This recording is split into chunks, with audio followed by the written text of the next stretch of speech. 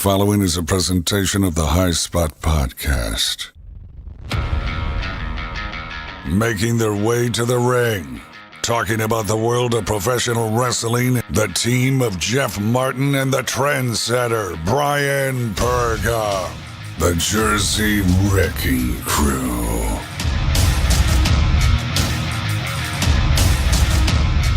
What is going on, guys? You are listening to the High Spot Podcast on bodyslam.net.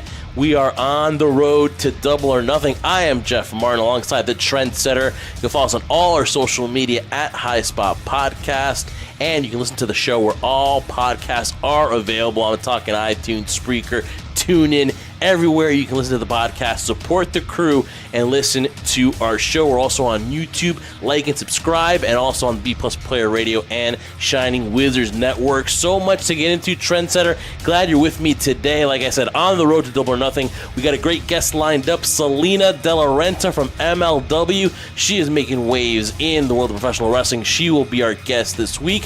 Trendsetter, how you doing, man? What's going on? What's going on right now, Jeff, is that we are getting ready to start talking about Double or Nothing. I mean, I can already start dreading the 6-hour flight we're going to have to Las Vegas, being bumped into by the carts, waiting for our drinks to come in, all that stuff. But we have that to look forward to. But you know what? It's kind of a somber note. You know why? Because I've just been really depressed right now of what I've seen in terms of the product of Raw and SmackDown. It's been really difficult for me, Jeff, to watch a Raw, to watch a SmackDown right now. It's starting to get really, really difficult, especially as we're building up towards Double or Nothing. Everyone's got their solutions. I know how to fix it. I know how to make it better. And we talked about it last week, how as they're heading into October, where the Fox SmackDown Live deal takes place, you started seeing the September lineup, and of course SmackDown Live is in the middle of it on Friday night. You will see SmackDown Live from 8 to 10. It's going to be a 2-hour show. So everyone thinks they can fix Raw. Everyone thinks they fix SmackDown in the ratings.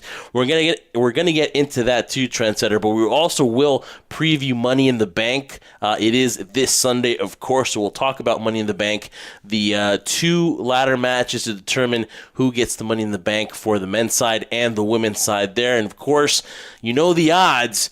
If you win the Money in the Bank, you really do have a great percentage to become the next Universal or WWE Champion, as well as the Raw Women's or SmackDown Live Champion. So there you go, Money in the Bank preview coming up. But now, Trendsetter, let's get started with our top 5 headlines. Seth Rollins and Becky Lynch made it official and posted their relationship on social media. It's been kind of not a secret. We kind of have had these ideas that they've been a couple. We saw them sitting together at the Hall of Fame, but again, what does that mean? They do a lot of that CrossFit together, and really, it's not a surprise. You work with each other, you do a lot of stuff, you hang around each other.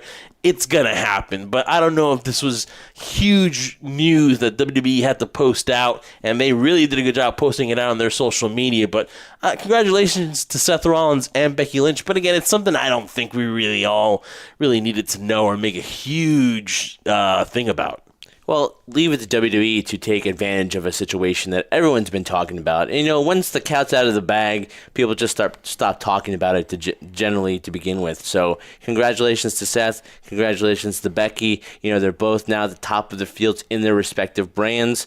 And you know what? In this scenario, too, it's like, I don't understand, Jeff, in my opinion, why everybody's so always interested in the romances. Who's dating who broke up with what? It's that what's gossip. going on it's backstage. that TMZ thing. How long have we graduated high school? It's that exciting for people nowadays. But anyway, congratulations to the couple who've been a couple for quite a while. Didn't think it was such a big story, but ultimately everybody wants to live vicariously through them. I guess even in the natures of love, they want to find a happiness with their WWE superstars. Guys, go be part of the crew by checking out our High Spot Podcast wrestling store. It is available on ProWrestlingTees.com/HighSpotPodcast. Support the crew.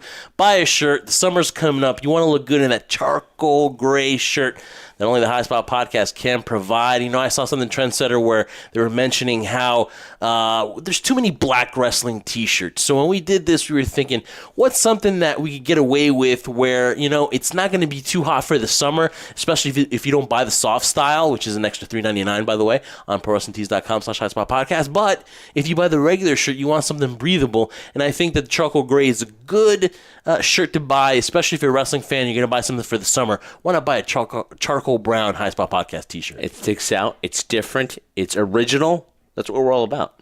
And also make sure you follow us on our website, highspotpodcast.com. Trendsetter, Super Showdown has been announced. WWE said that Goldberg and The Undertaker will headline the Saudi Arabia show, followed by Triple H and Randy Orton, and a 50-man battle royal. Man, I don't know. I thought Goldberg was done. I guess there's about 2-3 million reasons why return. And this is kind of a dream match if it was maybe 8 to 10 years ago, maybe 15 years ago. But, man, you're going to get Goldberg and The Undertaker. I don't know if that's enough to interest me to want to watch this event. Saudi Arabia's got a lot of controversy. Even more stuff is coming out. We don't get political here, but more stuff has come out about what's going on in Saudi Arabia. And the WWE got paid a handsome amount here to do their shows in Saudi Arabia. It's not, thank God, the Sands of Time. It's going to be Super Showdown. So is this enough for you to be interested? I mean, Crown Jewel saw the return of Shawn freaking Michaels, and I still haven't even watched the event. Well, I think you just said it there yourself, Jeff, when you just mentioned Shawn Michaels coming back from almost, 7 years of being away from the ring to come back, and yet we weren't interested in seeing that. It says a lot about the product in terms of how they're presenting it. And when you look at a dream match, like you said, maybe 10 or 15 years ago, would have been something, oh my goodness, I couldn't have paid enough money for a ticket to see something like this. Just kind of shows you right now, in my opinion, honestly, and a lot of it could be in terms of, the Prince, and he wants to see certain people come back. Unfortunately, he can't bring back Yokozuna. Or Andre the Giant. Or Ultimate Warrior. It's just the fact that you're reaching for these straws right now, man, and it just gives a bad look in terms of my opinion from a company standpoint. Now, again, they're being paid handsomely for it, so they're not going to complain. They're not going to fret. Sure, why not? I mean, Goldberg, like you said, has 1 or 2 million reasons to come back for one more match. But I think the most interesting thing of this whole thing, Jeff, ultimately for me will be who goes over on this one. Does Goldberg take a second straight loss? Does The Undertaker put him over? I mean, what's going to go on here? That's what I'm intrigued in. What's actually going to happen? Is going to be a mosh of a match, a schmage, whatever you want to call it. That's what I'm really interested in. The fact that these two have agreed to face each other, and now will Bill Goldberg be the classic businessman where he'll be like, I got to go over on this guy. I can't end my career on a loss type of scenario. And will The Undertaker be, Cool Hand Luke and say, you'll do what I tell you to do, kid, type of scenario. So that'll be interesting, but I'm not looking forward to it. I will say this, though. Goldberg has got himself in great shape. And The Undertaker, last time we saw him when he tombstoned Elias, looked pretty good. So maybe expectations are low and we should be surprised, but it's not something I'm going to go out of my way to watch. Me, personally, I mean, we've seen Triple H and Randy Orton a ton. I don't need to see it again. To me, that matchup at WrestleMania 25, they just don't gel well. Mm-hmm. The 50-man Rumble, I mean, there's so many Rumbles now. I could care less. So they win a trophy or something like that. No, thank you. I mean, I'm going to pass on this one. I get it. They're getting paid a ton by the Prince. And listen, if I was getting paid a ton as a company to do that, I would do the same thing. I'm not going to lie. I would sell out as well. And that's what WWE has done. They've sold out. That's fine. And Undertaker still gets a paycheck. They're keeping it away from StarCast this year, so he won't be doing that. So he re-signed a new contract deal with the WWE. So I get it. It's, to me, shocking that Goldberg would come out of retirement. But again, though, you never say never in this business, Trendsetter. When they're paying you that amount of money and it's a one-time deal here, it's not a long-term commitment. It wasn't about him signing with AEW. That wasn't really the case because there were rumors going around that it was a deal so that Goldberg could stay away from AEW. That never really was going to happen. So Goldberg returning. If this was 10 years ago, yeah, man, you're getting Goldberg and you're getting The Undertaker, the Attitude Era versus the Monday Night Wars versus Goldberg and WCW, but you know what? That's such a long time ago. It makes me curious. If the Prince was a Sting fan and he requested Sting to face The Undertaker. We would finally see that matchup that we've wanted to see for so many years, Sting versus The Undertaker. That's a great point. Which is a match that Vince never wanted to happen. Yeah, that's true. He never really envisioned Sting versus The Undertaker. And, Vince, I'm glad you said that because there's a lot of things that you and I see that the wrestling fans see, and also, Triple H has been one of those people that we're very much fans of. At first we didn't like him because we thought he was burying talent when he was an active wrestler, when he was full-timer, especially in the 2000s, the Attitude Era. We know, that he really didn't like Chris Jericho. We know that he kind of derailed some of his pushes. RVD, same thing. So, but as Triple H has evolved and he's become this backstage guy and how he's done with NXT, we've kind of respected him because he, out of everybody, is more in tune with us and what we want as wrestling fans. I don't think that the issue is creative. Here, everyone wants to blame creative. Oh my God, these guys are idiots. Who hires these people? I think they have the good ideas, but I think at the end of the day, it falls on one shoulder, and that's Vince's. Yeah, because ultimately his say is the final word, whether he agrees with something or not. And, not too long ago, certain writers, got fired from WWE.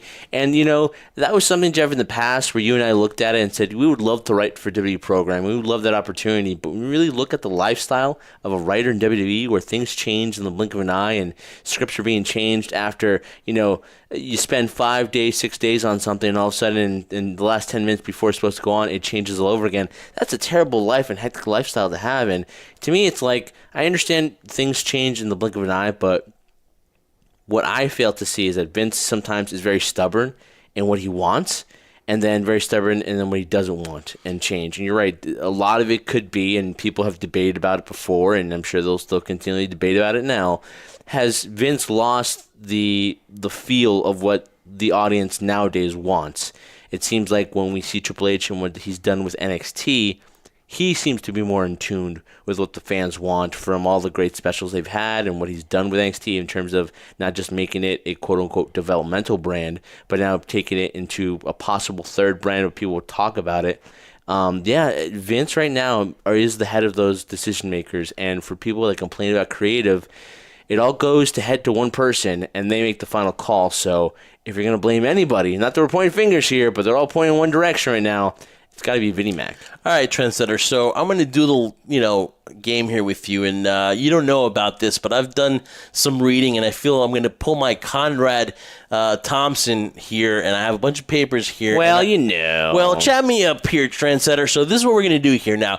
I believe Triple H is the most frustrated person backstage in WWE. So there was a article on WrestlingNews.com. Let's credit them. Mm-hmm. And what they did was the latest Wade Keller Pro Wrestling post show, right?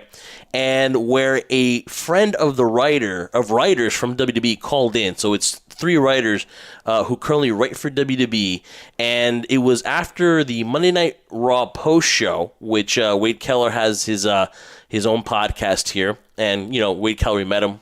Really one of the good dudes. So I'm just going to throw you some stuff that this person said. Now, again, this is just, speculation. It's from a friend. So, again, how much they really do know is up to you guys. But I want to see, Trendsetter, every time I mention a statement, just say surprised or not surprised. And we'll see, where this goes. And I think some of this stuff might even shock you guys or maybe not shock you guys at all. But I think this was a good good read here. So I will tell you a few things here from the interview, and you tell me if you're surprised or not. WWE's problems are not the fault of the writers. No one should rip on WWE creative. They have some of the most brilliant, unbelievable, cool ideas that I've ever heard of, he was told, and they're writing for an audience of one, and never forget that, and if not, you are out of here. So they're saying that it's all about one audience, and that's Vince. I'm not surprised at all. The most frustrated person in the back every single night is Triple H. He always takes especially the NXT guys under his wing. It looks like he's consoling them. It looks so much like he was the most frustrated person in the building every single night. It doesn't surprise me. And just for the example, too, with all the stars that have been called up, 2 cases in point, Shinsuke Nakamura and Asuka, when you've built them up so much in your brand and then they're non-existent anymore, of course you'd be frustrated. The wild card rule was not in the script on the morning of the show. Doesn't surprise me. Let's see here. And not a very original idea. if you ask me, the wild card rule. So what was the point, like we talked about last week? That was more the networks telling him, listen, you need to have some crossover. You know, why does one show have Roman Reigns and the other one doesn't? I understand, but he's so hell-bent on saying we got to do a superstar shakeup, and now because the networks are involved, let's do a wild card. Well, basically, you're just splitting yourself here. See, to me, the brand split was to make new stars, and you had different staffs. There was remember back in the day when Heyman was writing for SmackDown, and that was the show, the wrestling show. You had the Heyman Six, which was Eddie, Kurt Angle, Edge, Benoit, and so, he had a lot of his players. Rey Mysterio was on that. So, that was when it was truly a brand split. Now it really isn't. All right, trendsetter. So Vince wants suggestions from everyone, but it never gets on TV. 99 out of 100 times you want to come up with the idea for Vince and it won't be used. It doesn't surprise me. The proof is in the product that we're watching right now. Let's see here. One writer is very close to quitting because he's so unbelievably unhappy, and many of the writers are paranoid and think that they are close to being fired. Does it start with do? It doesn't surprise me. I think we have a pattern here going on, Jeff. A lot of this stuff doesn't surprise me. I mean, does it surprise you right now, the frustration they have in the scenario? If you're constantly having to look over your shoulder, Jeff, would you want to stay there? No, I mean, I've always wanted. That was always my dream job to work there. But I mean, look at this statement here. It's such a toxic atmosphere, and it's all because of one person. Oh, that doesn't surprise me. But we've been in toxic atmospheres before, Jeff. We still are in sometimes. And it weighs down on you, seriously, especially when it's pointed towards one individual. Check this out, Trendsetter. When Neville walked out, there was a crazy shouting match, and he flipped out on Vince McMahon, and that was the last time they saw him. The writers praised Neville for being so easy to work with. Doesn't surprise me. Neville didn't seem to be somebody who's very difficult, very open to ideas, but again, when all the ideas are shot to one person and they're rejected and shot down, it's discouraging. All right, here's one too. On Sami Zayn, that's not Sami Zayn's promos. That's Vince McMahon talking through Sami Zayn. It's hard to say because he's very convincing in his delivery of Sami, so I'm sure that's what Sami thinks as well. But no, it wouldn't surprise me if that's Vince kind of shouting at his own frustrations toward the audience. But you know what? The difference is, Vince, you should be saying it yourself. You shouldn't have somebody else tell it for you. All right, just a few more here. Andrade went into Vince's office and asked for a legit push. Vince looked at him and said, learn some English, pal, and get back to me. Andrade spoke some English last week, and he's been taking English lessons. What do you think? Doesn't surprise me. There's always been the situation, whether it be Andrade, Jeff, or Shinsuke Nakamura, Asuka, Finn Balor. Seems like anybody, maybe the exception might be the man right now with Becky Lynch. Anybody who has a certain accent or doesn't speak the English language perfectly to a T, kind of like I'm having problems talking right now, does not get a push or does not be looked at as a credible superstar. The writers listen to podcasts and they hear fans bashing them. It breaks their hearts. I don't believe that. Yeah, if you have thick enough skin to work for Vince McMahon, whatever podcast, whether it be the High Spot podcast or any other podcast, bash That's the one they listen to. Yeah, you shouldn't worry about that breaking your heart. How about Vince firing you? That should be the one thing you should be concerned about. So that surprised me. And finally, the Firefly Funhouse, which we'll get to because that's a headline, is all Bray Wyatt's idea. Bray is described as an absolute genius, and he helps other wrestlers with their promos. He's one of the best guys in the locker room. Not surprised. What I'm surprised then, if that was his whole idea and it got approved, wow. He really must have some clout or finally got somebody to listen to him, because since he started when he came from NXT and became the Bray Wyatt that we know of previous to now, none of the things were working for him.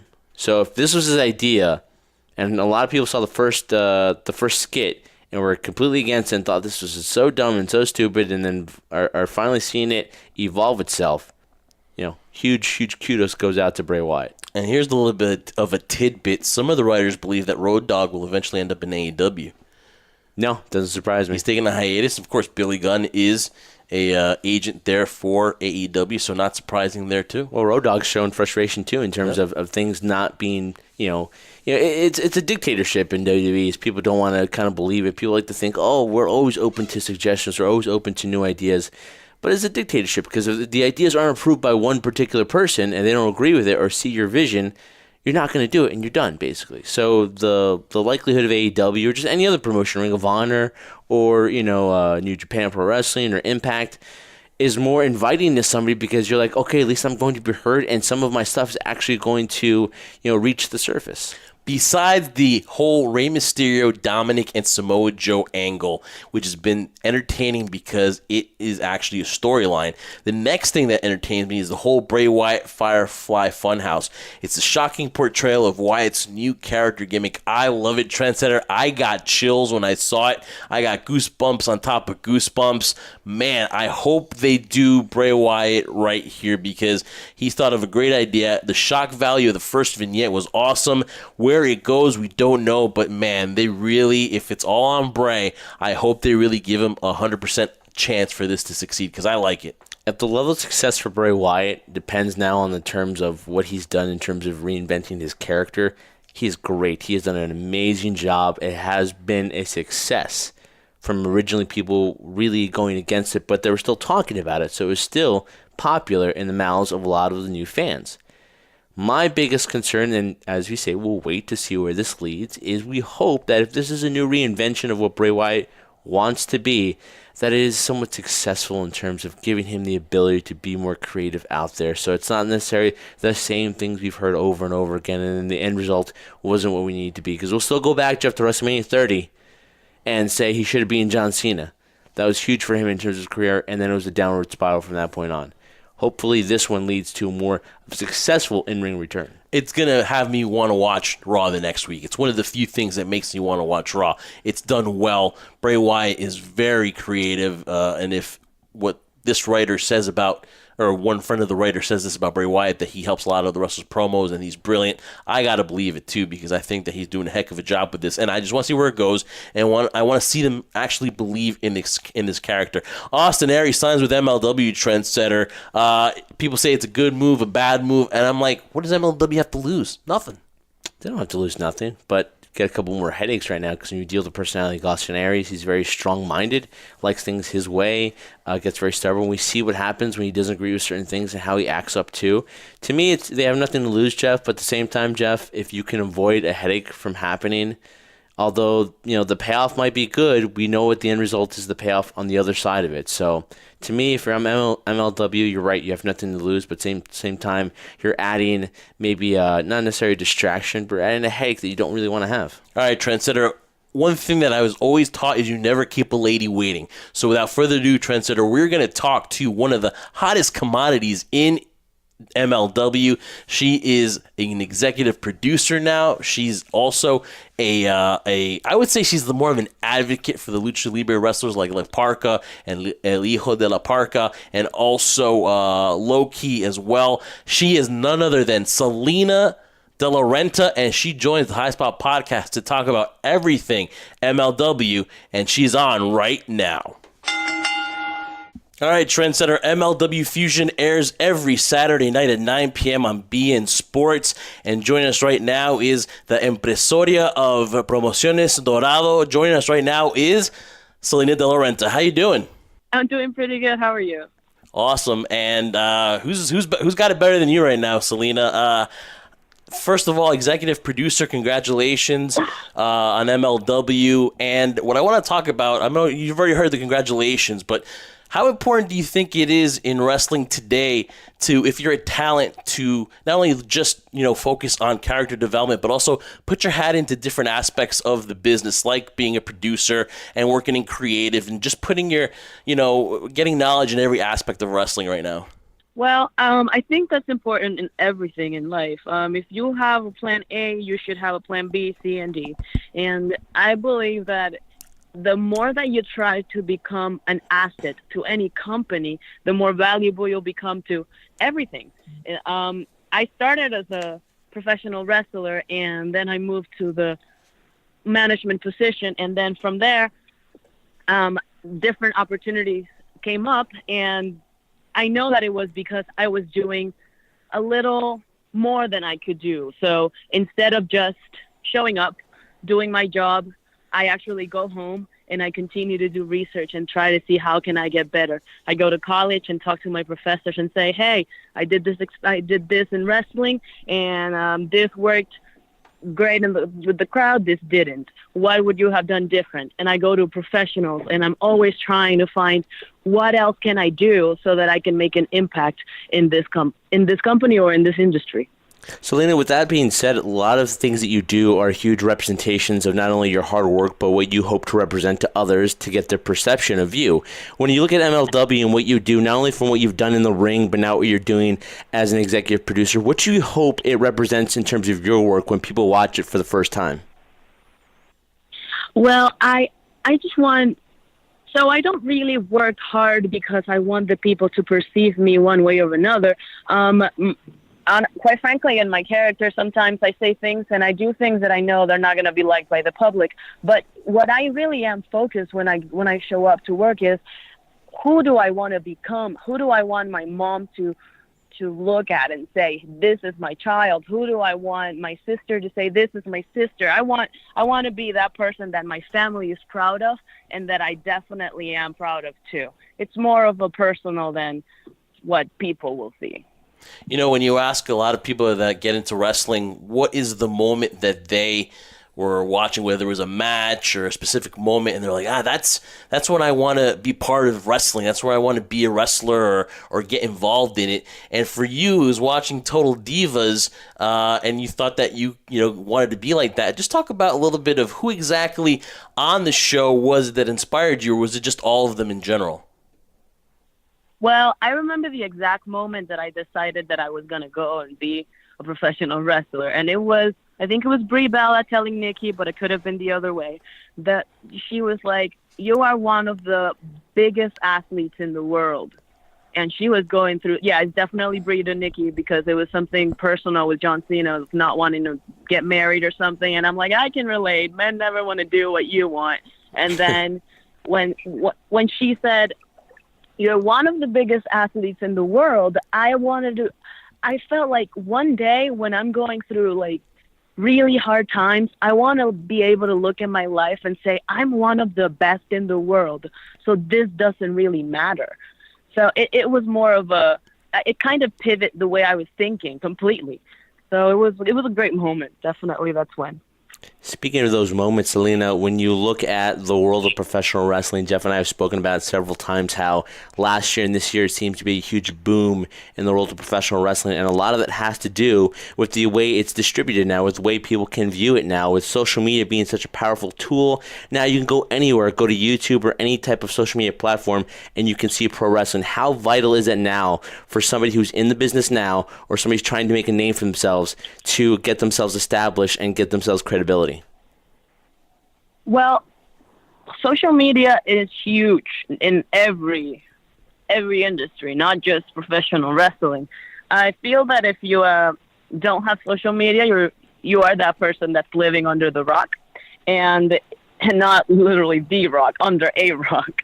So sometimes we just say, oh, maybe it's because I'm on YouTube, but it's more about the hustle and, hey, let me try and do this different. Fans like this, let me do a little more. And I think that if you don't have social media, there's no other way that you can do it unless you work on television or you have a friend in the newspaper that can promote you. But still, the way to get bigger is by having more eyes on your product.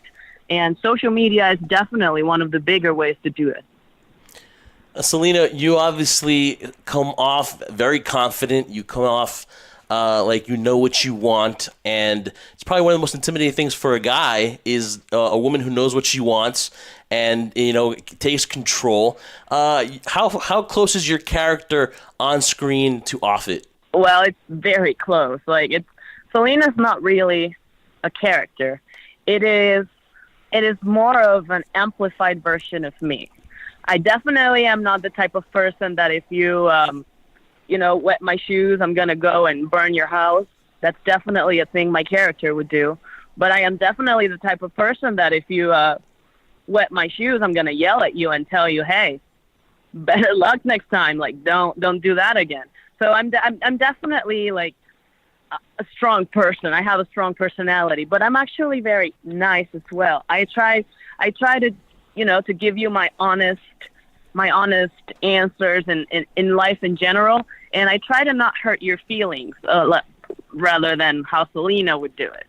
So it's very similar. I probably do think majority of the things Salina say, but in my personal life, I'll never treat anybody like that because I know better. Well, nobody would question how nice and sincere you are. Yeah, you don't want to mess with you on your in character. I definitely don't want to mess with you, Salina. Yeah, I think you've intimidated Jeff enough right now, so that's why I'm taking over here for a brief second, though. Something I've always admired, Salina, is not only obviously your kindness and sweetness, which most people don't get to see that often on camera, but also your work ethic. It's amazing how somebody like you has learned those values at a young age, which most people, at this stage in their life are still trying to figure things out. In your case right now, as this journey approaches itself, are you able to see things from different perspectives? Because you obviously grew up watching this. You're a fan. You're somebody who's intrigued in it. Now you're in it. Are you able to see it from both sides of the perspectives and kind of find an even balance for yourself? Well, I think I definitely see wrestling in a very different way. Sometimes you grow up wanting to be something, and that clouds your judgment when you want to make business decisions because you are being a mark for yourself. So I grew up wanting to be an actress. I wanted to be a singer, a dancer, a model, a screenwriter, any of those five. And I am not any of that right now. I am a professional wrestler or a professional, I don't know, what do you call it, sports promoter. And it's, I think I lost what your question was. Hold on. My question was, when you see it from the perspective when you wanted to dive into it and having the type of perception of what it was like to get into it, and now you're in it, are you able to see both sides of it and find an even meaning? Because sometimes, for example, people who are fans, they want to do it because they love it, and then they're in it, they realize the business aspect of it changes their perception of what it once was. Like you pull the curtain back, basically. Have you been able to find an even balance? So when I was in the other mindset, to the point that I was trying to make, when I had that mindset of wanting to become a star, I would always be like, well, I'm the best at this. I'm the best at that. I am this, and I am so good because I've wanted it for so long. And sometimes people think I want this so long that I am the best because I've wanted it so long. And when I met wrestling, it was more about everybody here has had this dream forever, and they know better because it was not my original dream. And it definitely got me in that mindset where I thought everybody was better than me, and I had a lot to prove. So I think I was always trying to find, how can I be better? How can I be better? How can I be on that level? How can I be on that level? And then I understood that in any career that you pick, you're not the best because you've had the longest dream. You're the best because you worked that hard. And definitely joining wrestling has changed my mindset in a way. And I get to see it from different perspectives because I surround myself with very important people in wrestling. So I have LA Park that can give me the eyes of a veteran. I have Loki as well, that they definitely have been doing this forever, and you see the commitment, because who else can say, hey, I've been on television for 20 years in the same industry and I'm still making money and I have this huge fan base and I'm not going anywhere. They have a guaranteed job. So I have people like that. I have Conan, I have Fort Bauer, who is the CEO, I have Mr. St. Laurent, the vice president. So I get to pick the minds of the greatest people that I can surround myself with. So definitely, I think I have a different mind, thanks to them. So obviously, when you think of wrestling, you kind of associate it to theatrics, and you need to have that presence. You obviously have that. You get to pick the minds from Jim Cornette, from Court Bauer, and as far as the manager aspect, or as far as somebody representing the wrestlers today, someone that obviously right now is a top advocate is someone like Paul Heyman. Any thoughts on, if you study a guy like Paul Heyman and what he does in the ring and how he talks and how he relates to the crowd? Well, honestly, I look up to him. He is phenomenal. He's been doing this forever, literally forever. He's been on top of it. to me, he is the best. And that's the person that's my competition, in my opinion. If I wanna beat anybody, it's him because I think he is the best. Also, with the women's revolution, and the women have done so many things, and you obviously have done the first as far as, executive produce a wrestling show. You've also done play-by-play Spanish analyst. Which have you found the most fun? Wow, being executive producer has definitely been the most fun because I get to be the puppet master, and as we know, I love to be in control. And it's definitely my favorite experience. I got to change the catering because we had disgusting pizza before. I got to change the lights. I got to change the colors, play with the music. I got to tell, you don't get to be here today. And I got to say, you do get to be here. So it's very fun when you're in command and you get to call the shots. And people are pretty much useless. It's pretty much what you say goes. And I love that I'm able to have my dictator mentality in a way, and I get to apply it in my job. That was my favorite. Salina, sometimes, when you run that kind of, that fashion, a dictatorship, you're going to have some people that kind of don't follow the fold. And yeah, you've had your issues with Sammy Callahan and Mance Warner. Any predictions or preview what's in store for them coming in future episodes? Well, the thing is that if you run against me, it's not really like me versus you type of deal. It's like you messed up. Like I don't ever cut somebody off for no reason. You definitely must have done something. And the reason why Sammy Callahan no longer works for me is because I gave him a task and he couldn't do it. And then after he didn't do it, he came back to disrespect me and ask me if I could give him the money that I promised him. Well, no. The money was if you do what I asked you to do. So it's not really like people cross me for any reason because I give the money to the people that do their job. Like I have people on my side at all times and everybody has a price and I'm willing to pay as long as you're willing to do your job. But if you really run against me, it's what? You against the 5 people I have on TV and the other ones that you don't even know. So it can get really, really dark really fast. I'm a very powerful woman. What are the requirements for you to even be interested or want to represent a future client? What requisites must they meet from Salina de la Renta? So sometimes people ask me, what is the difference between a manager and me that I'm showcasing talent? So when I am picking the people that I'm going to showcase, I try to make sure that it's somebody that I don't have to tell you what to do. I don't want to hire an idiot. I want somebody that can do what they're told and period. They don't ask questions. They do what I ask and they do whatever it takes to get to do what I ask for. So when I pick a wrestler or just a person in general to join Promociones Dorado, I usually pick people that are street smart, book smart, and that don't really need me to carry them and hold their hand through the match and tell them, hey, don't let him hit you in the back of your head. That's not safe. Or I don't really need to tell you. If I hire you, it's because you know what to do.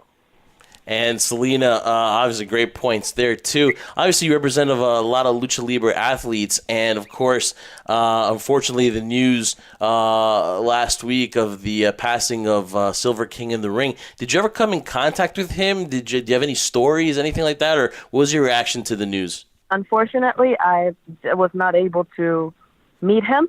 I can't tell you anything about him because I didn't have that pleasure of knowing of him until I heard of his death. Really sad thing too. So our thoughts and prayers go out to his family. But another thing too is like we're talking about the women's revolution or the boom in wrestling. Period. How great is it to be in this business right now in 2019? And also you've done a lot of firsts, and you're only 22, and we're not even towards the end of the year. What's another thing that you want a first of here in pro wrestling for MLW? I wouldn't tell you what I want to be the first at, because if I do that, then some other girl's going to run and try and do the same, which already happened. So I'm not even going to get into it. But I can tell you that I certainly would love to become the spokesperson of minority groups. I know that we currently have the women's revolution, and I think that's fantastic that finally women and men are being equal in professional wrestling. But I think that there is more discrimination towards different people than just the women. I think that certain ethnicity groups need to be represented better. And I think the gays should have equal opportunity, the transgender, the celibates, anybody, even the different religions. I feel that even though in 2019 we are moving towards a better world that is pretty much near no discrimination, I don't see it the same way. Speaking for the Latinos as well, right now, thanks to MLW, the Latino wrestlers have had a better platform to showcase what they have, and I feel like I'm the perfect person to help out the variety of people that we have out there. Talking to Salina de Renta. MLW Fusion airs Saturday nights at 9 p.m. on BN Sports. And we want to thank you so much for your time, Salina. Just to wrap up here, just want to go with a little bit of some lighthearted questions to kind of ease the close to this interview. And so my question to you is a go-to song at the gym that you pop on your phone, then you start off when you go work out. I'm a rap fan, so I always listen to The Ringer by Eminem. Yeah, that gets you started? Yeah, because I know all the words, and I feel like, I'm real gangster after it. Any favorite TV program that you have that you go to? I know everyone's a Game of Thrones fan, and everybody can't wait till the series finale, next week. But are you a fan of any shows, or do you recommend any shows out there to your fans? Well, actually, I watched Game of Thrones until season 5, and I haven't really watched much after. But Black Mirror is an amazing show, and it really messes with your mind, and Westworld as well. I really like shows about life mysteries, and those definitely trigger my brain. Now, you come from a theater background. Maybe any plays that you like, or any specific aspect of the theater that you like? That's a tough one. I've watched a couple plays, but honestly, I haven't been impressed. Well, there is this one play that I watched clips of, which was Cinderella in Broadway, and I think one of the most amazing things is when they did the dress change. Yeah, I'm all for outfit changes, but she did it on stage within 12 seconds, and that was impressive to me. Wow, that's crazy to do when you're performing, and to get that quick wardrobe change is crazy. And then also, too, are you someone that wants instant gratification, or if it's like a TV show, do you go on for the spoilers? Or if a movie is coming out that you want to see, will you go instantly, on the social media to find out what the spoilers are, or do you want to, not know? I'm looking forward to seeing the new Disney Lion King edition that it's like CGI, so all the animals are going to look real. I'm definitely looking forward to anything Disney or anything ABC. They're amazing. Yeah, Aladdin's coming out too, so that should be interesting as well. Salina. Oh yeah, I can't wait for that either. Salina, thank you so much. Appreciate your time again, and also, so you had pop figures, and the pre-orders sold out, and now you have to take another set of pre-orders because the first ones just went off the pre-order list so fast. Yes, that's correct. I have like 4 more pop figures available for pre-order of that series. And I think within 2 or 3 weeks, I'm going to have a series 2 of the pop figures. So. Wow. You're a hot commodity, Salina. And thank you so much for coming on the show. And hope to do this again down the road. Thank you very much for your time. All right, Trendsetter, that was Salina de Renta. Man, she has got a bright future. Only 22 years old, man. Unbelievable. And, man, she has got a bright future in this business. There's no question, man. She's a woman that knows what she wants. She says what's on her mind, and she's not afraid to say it and call things as it is. Tremendous amount of respect. And also, don't cross this lady, folks, because you won't end up on the other side of it. And I'm telling you, she's intimidating, and there's nothing more intimidating on a guy when you meet a woman that knows what she wants, when she's confident, man, if you can't do that, if you're insecure, it's not going to work, man. And so obviously Salina de la Renta is amazing, and you can catch her on MLW. You can catch her on MLW Fusion every Saturday night at 9 p.m. on BN Sports Trendsetter. And the interview is brought to you by Collar and Elbow. It is an apparel brand founded by Al Snow, mixing wrestling passion with street fashion. Check out the entire summer fashion line, including brand new t-shirts and women's shirts. You got to go to collarandelbowbrand.com. Save 10% on your entire online purchase just by entering promo code HighSpotPodcast, all in caps. Let's preview Trendsetter WWE Money in the Bank. It is this Sunday in Hartford, Connecticut. Oh, lovely, beautiful Hartford, Connecticut at the XL Center, Trendsetter. And just real quick, let's go through the card, who wins and who loses here. The Universal Championship is on the line. Seth Rollins defends the title against AJ Styles. I'm thinking that we're going to get a AJ Styles heel turn sooner or later, I think. But still here, I think Seth Rollins comes out the victory. I would agree. I think it's a great setup for that actually to happen with AJ Styles and the way they've built up Seth Rollins so much, especially after defeating Brock Lesnar. I don't see him losing the title. I see Seth Rollins retaining it at Money in the Bank. Listen, there's sometimes I get worried about where exactly is the next opponent for a certain champion, but I think that the Kofi Kingston push has been well done. I don't think, Kofi Kingston lost anything because you're worried about that WrestleMania hangover and who his next opponent will be, but Kevin Owens has done a tremendous job as being that foil for Kofi Kingston. One thing about Kofi is a lot of people criticize him about whether or not you can take him seriously as a champion with that gimmick, but he's all business when he gets in the ring, and that's why I think he's a credible champion. I think that Kofi Kingston will come out here victorious, and I think that Kofi Kingston moves on, and we get the New Day and Kofi Kingston walking away still WWE champions.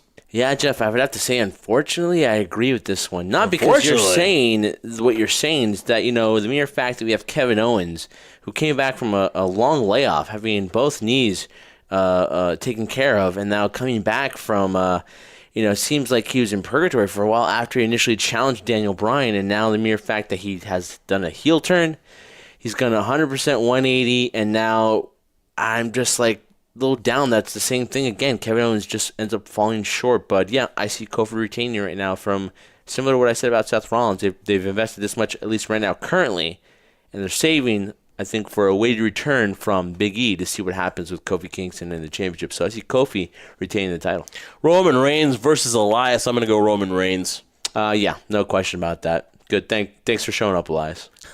Raw Women's Championship and the SmackDown Live Women's Championship will be defended by the man, Becky Lynch. She takes on Lacey Evans for the Raw Championship and takes on Charlotte Flair, defending it, the SmackDown Live Women's Championship. Now, is there going to be shock value? Could Becky defend both titles, but still the winner of the Women's Money in the Bank cash in on Becky? Could she have 3 title defenses that night? That would be shock value right there. But if we're just going to go on nobody cashing in these 2 matches, I still think that somebody's going to walk away as a brand new champion. I hope it's not Charlotte. Lacey Evans is the one that I'm going to point to because she has that it factor, but I still don't know if they're going to push that button on Lacey. So I'm going to go here in a shock. I'm going to go the man defends her championship, both of them, and still walks away as Becky 2 belts.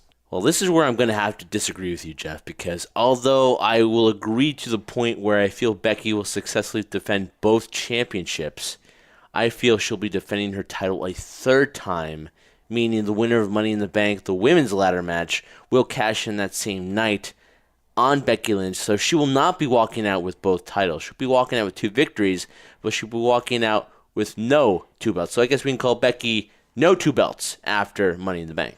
Well, I mean, at least Seth's going to have his Universal Championship, so it won't be for loss. But they can still do belt.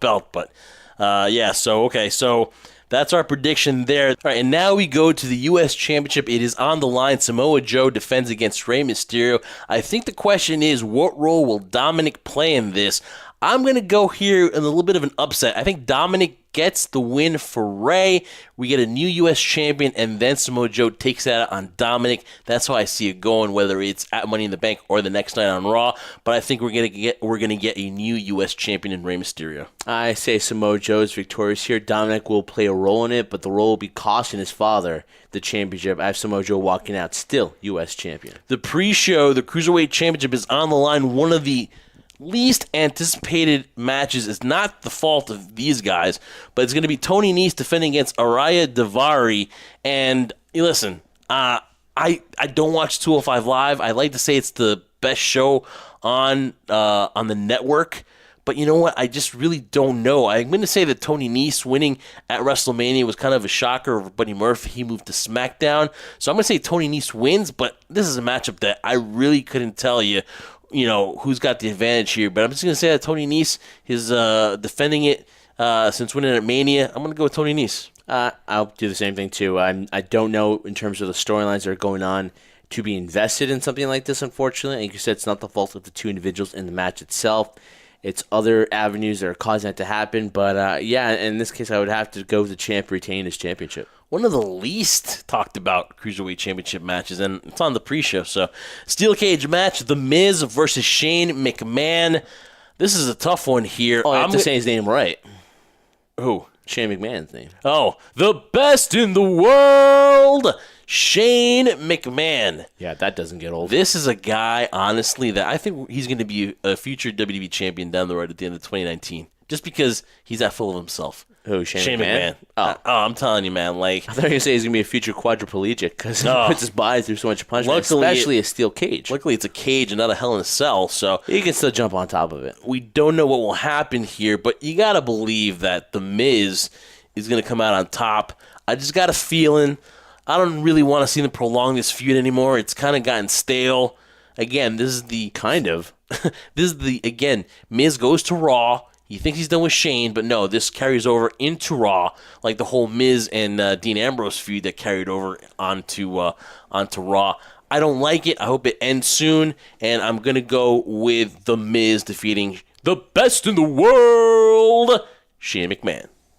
Yeah, I see it going to... I don't want to see his dad. I don't want to see his dad. I don't want to see Miz's father. I don't want to see Shane's father. I want these two just to finish this rivalry, get it done and over with.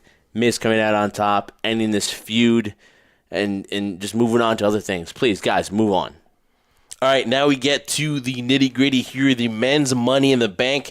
Finn Balor, Sami Zayn, who got in because Braun Strowman lost to him in a Falls Count Anywhere matchup. Who did Braun Strowman piss off in the back? That's the main question here, Trendsetter. But you got Sami Zayn now in for Braun, Drew McIntyre, Andrade, Ricochet, Ali, Corbin, and everyone's favorite Baron Corbin, and Randy Orton. Trendsetter, your pick here. I would have to say Baron Corbin. I'm joking, not Baron Corbin. I think joke, but it could be a reality. It could be reality, but I really feel, honestly, in my gut, as much as, WrestleMania wasn't a welcome home party for Drew McIntyre in terms of how he was getting billed as this, this psychotic machine as he is right now, this Scottish psychopath. I really feel this match is more destined for Drew McIntyre, for him to come out on top as the Money in the Bank winner. And he's, we've talked about before, Jeff, he has this look about him. He has this way that he carries himself. I think right now he is being built for that run that's going to lead him to a championship right now. Would you say Drew's been kind of disappointing because he can't get the job done? He can go a certain pace, but he can't get over the Roman Reigns hump. You're right. He can't get over the Roman Reigns hump. But he doesn't have to face Roman Reigns in this matchup, right? He doesn't have to face him. I get it. Drew's a great pick, but I'm going to go Andrade here. Andrade, really? He's got it going on. He's learning the Ingles. He's got Charlotte Flair by his side. He also got Zelina Vega, too. I'm going to go on the Andrade bandwagon here, and I'm going to give him a chalupa and say that he gets the win here. He wins the Money in the Bank. Speaking of chalupas, Jeff. No, speaking of chalupas, the women's Money in the Bank, you got, oh my God, let me tell you something. Okay. Alexa Bliss on top of that ladder did something to me on Monday. I don't know what. Probably what Jack Swagger said when he won after his matchup at Bellator. Holy crikey. Did you see that last night? No, I didn't. Oh, my goodness. Now I have to see it. Oh, now I have a reason to watch Raw. Oh, man, the way she got up on that ladder, trendsetter, damn. She can take my money in the bank anytime she wants. So you got Alexa Bliss, Carmella, Mandy Rose, Dana Brooke, almost said Dana Warrior, Natalya, Ember Moon, Bailey, and, of course, Trinity. It took you a while to say that one. Yeah, so You're still thinking about Alexa Bliss. Alexa Bliss. Well, dude, you didn't even have to ask the question. We know who you're going for. You're going for Alexa Bliss, too. Oh, right? yeah, Alexa Bliss. I'm not going for Alexa because of what she did on the ladder. I'm just going for Alexa Bliss because right now, if you look at each individual woman in this Money in the Bank ladder match, none of them stick out to me in terms of, oh, they're going to have momentum with this going forward. I say Alexa right now. She's been injured for a while. She's been on the shelf. And don't think about shelves and ladders right now, Jeff. I would keep say talking so I can show you the pic. I would say Alexa right now is primed to have that run again. Oh, she's primed already. And I see her walking out as Miss Money in the Bank again. Look at this trend center. That is very nice. That is so sexy. All right, so I think Alexa Bliss is going to come out on top. Oh, boy, I'm just getting myself into a corner here. Yeah, I think Alexa Bliss will win Money in the Bank. Listen, Dana Brooke is a good story. Ember Moon pulling for her. Bailey could do it, though. I think she's well, due here. But I'm going to go Alexa Bliss and Trent Center. I'm sorry, what'd you say? I said Alexa Bliss. Alexa Bliss? All right. So we're both on it. So we got Alexa Bliss. So, guys, that is your Money in the Bank preview. It happens this Sunday. So are you looking forward to Money in the Bank? Yeah, to an extent. I mean, because whoever wins here, and I think that they're going to try to do some shock value here to this Money in the Bank here. I think you've got 10 good matches. And I find it funny that the U.S. title's on the line, yet the Intercontinental title is not on the line, and Finn is in the ladder match. Yeah. Like, you give Finn any realistic shot here? I think I'll have a good showing, and it would be good, but, he's not going to win. That'd be a good shock value that he wins the Money in the Bank ladder match and is still the IC champion. Has that ever happened before? I don't think so. I don't think so. A current champion wins the title, the Money in the Bank briefcase. I don't think that's ever happened before. Yeah, so right before the pay-per-view, you can find our picks. We'll post them up there on Twitter of who the Trendsetter and I have. It's really much agree on it a lot here, so not that much difference of opinion. So, again, it is this Sunday Money in the Bank Trendsetter. And, interesting, after Raw, I saw on the network something interesting, and that is the Holy Grail, the missing Bret Hart and Tom McGee tape. Now, Trendsetter, you asked me beforehand, what is the lure? What is the mystery about this tape? Well, basically, Tom McGee is a guy that, once Vince McMahon was looking at Hulk Hogan and was like, okay, who's going to be the next guy? This is before Warrior. Tom McGee was like, let me just say that if Warrior and Kerry Von Erich had a kid, out would come Tom McGee. So basically, Bret Hart and Tom McGee had a match where Vince was like, hey, Bret pal, can you go have a match with Tom McGee? And let's see what this guy's got. Long story short, they have a great match, and then, a couple matches later, I think he wrestles $1 Million Man Ted DiBiase. He has a series of matches, and for some rhyme or reason, he just didn't have it. Vince didn't feel comfortable making Tom McGee the next guy. So now this tape here has gone MIA, and only a few select copies. And actually, this girl in New Jersey actually had one of the tapes. And she was in this documentary on the network, and it's like, you have card collectors. There's actually pro wrestling tape traders, and tape trading was very popular in the 80s and 90s, and so it got converted onto DVDs, and so it's been found. And they actually talked to Tom McGee and with Bret. And finally, they showed the match, the lost match between Tom McGee and Bret Hart. Very interesting, just because the fact that Conrad Thompson and StarCast are going to do their meet and greet for Double or Nothing. And that was going to be one of the things, the whole Tom McGee and Bret Hart. But a lot of people were saying, oh, man, Vince is trying to get at StarCast, and he's trying to, rain on their parade by having this documentary, but it's been in the works for a while. But again, though, it's something you got to watch, Trendsetter. This guy, Tom McGee, I swear to God, it is like if Ultimate Warrior and Kerry Von Erich had a kid, out came Tom McGee. And I don't know why it didn't last, but he's out of the business, and he's definitely, you could tell that he's, lost a lot of mass. He's not the same guy. But still, though, very happy that we're still following the matchup, that we like his matchup, and he's very honored, but he's out of the business. Yeah, well, again, it's been that long. It's amazing that this is the one thing that was never really found. And timing is everything, though. So as much as it's been in the works, the timing which it happened closer to AEW and what's going to happen with StarCast, it's kind of funny. I don't believe in coincidences, Jeff, and I don't think this one was a coincidence. And the funny thing, Trendsetter, is that the star they were looking for was in that ring because Bret Hart ended up becoming the future, WWF champion, and he was the best there is, the best there was, and the best there ever will be. Of course, we all know the Montreal Screwjob. But before that, though, he was the man in WWE/WWF. So guys, check that on the network. It's a really good a watch. It's a must watch, actually. And so, Trendsetter, again, glad to have you back here on the show. We did post on Twitter. Just want to get your feedback because we were doing fantasy matchup, and we'll have this every month too, trying to add some spice into the WWE, into the debate of who's better. So the question was Kenny Omega or Shawn Michaels, who you got? And so we got great feedback from Twitter. So Marin Chaos, again, who's really contributing here on the show, says he would take Kenny Omega. He is my favorite wrestler in the world right now. He is a fantastic action wrestler. All his matches are insane. However, if we refer to the storytelling, he doesn't compare with the legendary Shawn Michaels. A match between the two would be great and maybe one of the greatest of all time. Wow, that's saying a lot right now in terms of you have two great storytellers in the ring. You're definitely getting magic considering the fact that they've never faced or ever touched before, but yet that's great insight. I would agree with that. Who would you say has the edge? Who would you have picked?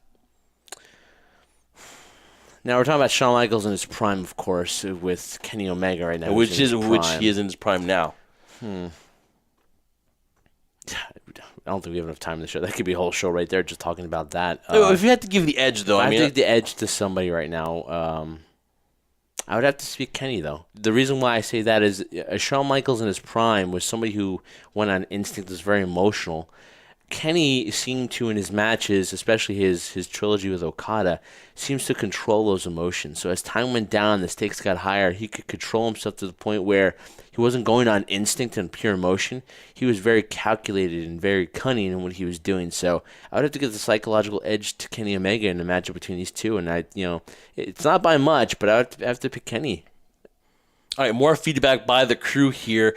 At #1 Fan Tyson writes, and that's at 1 Fan Tyson. He goes, it's cool, because I did mention too what faction, the Bullet Club or the Clique, right? So he writes, it's cool, but Bullet Club wouldn't have lasted with the Clique, and they were worldwide known, unlike Bullet Club, who were incredible, but nothing like the Clique in that time. We also have, at Rebuild Reclaim 8 goes, also, the Clique had more stroke and stayed the same members over the years. The Bullet Club had so many good variations that it might even be argued Omega didn't even have the best group. Omega told a better story, though, because of his love for wrestling. And he goes on to say, I think the question is, what era Michaels are we talking about? Because if it's the late 90s, it's not a question of who put over, but if Michaels would even be willing to put over, or would he lose his smile and take the hiatus while Omega was champ? That's a good point. Yeah, sure. And also, at WEBEJ, he writes, Kenny Omega over Michaels. Omega tells better stories by far. Bullet Club over the Clique, but it's hard to compare. BC Bullet Club played out in front of the cameras, while the Clique was a lot of backstage stuff, so it was easier to get behind the Bullet Club story. Guys, thank you so much for your feedback. Great insights. And I would take, honestly, the only reason why I would take Shawn is because it's just a different era. But again, though, there has to be that pioneer. There has to be that trailblazer. And when you talk to a lot of the wrestlers now, who do they mention? If you see that the PC, who does everybody consider the greatest of all time? Shawn Michaels. Yeah. And while Kenny Omega, listen, I love his stuff, and I'm more a fan of wrestling now than I am before.